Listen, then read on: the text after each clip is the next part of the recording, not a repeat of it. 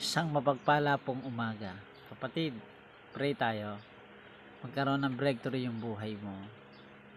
Yung sa financial natin at sa mga bagay na pangangailangan natin at sa mga bagay na para sa pangarap natin at mga plano na meron tayo.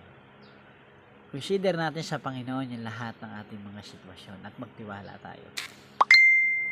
Ngayon kapatid, nararanasan mo yung mga bagay na pagsubok, problema, sitwasyon, meron pang solusyon.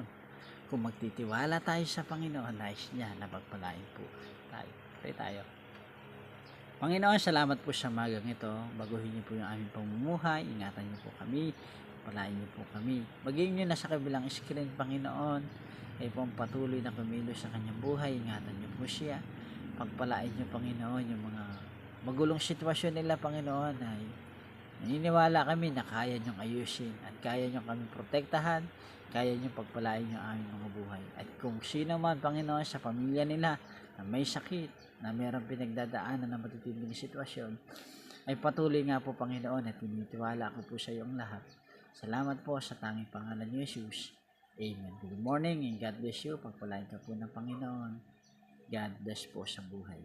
Bawat isa. Good morning.